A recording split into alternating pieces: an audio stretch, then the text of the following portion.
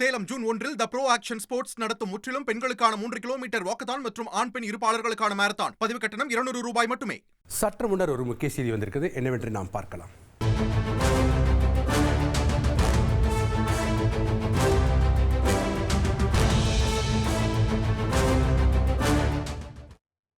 Chennai MRC நகரில் உள்ள ரித்தீஷ் என்பவரின் வீட்டிற்கு அமலாக்கத்துறையினர் சீல் வைத்திருக்கிறார்கள். விவரங்களை அறிந்து கொள்ளலாம். எமது செய்தியாளர் சாலமன் களத்தில் இணைகிறார். வணக்கம் சாலமன், இந்த விவகாரத்தின் முழு பின்னணி என்ன? எதற்காக சீல் வைத்து சென்றிருக்கிறார்கள் அமலாக்கத்துறையினர்? டாஸ்மாக் முறைகேடு வழக்கு தொடர்பாக 2 நாட்களாக அமலாக்கத்துறை அதிகாரிகள் தீவிரமாக சோதனையில ஈடுபட்டு வருகின்றனர். குறிப்பாக டாஸ்மாகோட மேலாண்மை இயக்குனரோட வீட்டு மற்றும் தயாரிப்பாளர் உள்ளிட்ட பல்வேறு இடங்கள்ல இந்த சோதனையானது நிகழ்த்தப்பட்டு வருகின்றனர். இந்த நிலையில நேற்று காலையே சென்னை MRC நகர்ல இருக்கக்கூடிய ரத்தீஷ் என்பவரோட வீட்டை அமலாக்கத்துறை அதிகாரிகள் சோதனையில் ஈடுபடுவதற்காக அவர் அங்கு சென்றனர்.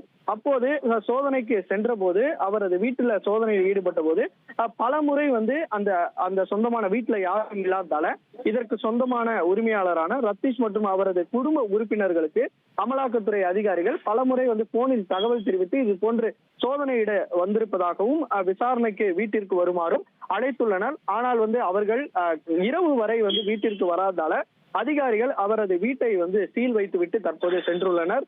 2 நாட்களாக இந்த சோதனையானது பல்வேறு இடங்கள்ல நடைபெற்று வரக்கூடிய நிலையில அவரது வீட்டுல ஒரு நாட்களாக மொத்தமாக சோதனை மேற்கொண்டு அதன் பின்பாக பூட்டி சீல் வைத்து விட்டு தற்போது சென்றிருப்பதாக தகவலானது தெரிவிக்கப்பட்டுள்ளது. இந்த சோதனையானது மற்ற இடங்கள்ல தொடரப்பட்டு இருந்தாலும் முக்கிய நபராக பார்க்கப்படக்கூடிய இந்த ரத்தீஷ் அவரது வீட்டை சீல் வைத்து சென்றனர்.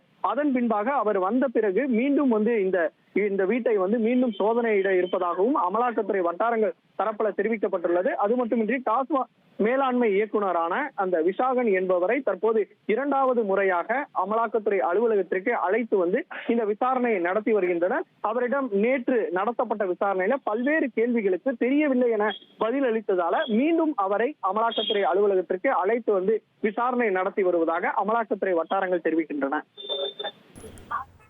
நன்றி சாலமன், உங்களுடைய கள விவரங்களுக்கு. சேலம் ஜூன் 1 த ப்ரோ ஆக்ஷன் ஸ்போர்ட்ஸ் நடத்தும் முற்றிலும் பெண்களுக்கான 3 கிலோமீட்டர் வாக்கத்தான் மற்றும் ஆண் பெண் இருப்பாளர்களுக்கான மாரத்தான். பதிவு கட்டணம் ₹200 மட்டுமே.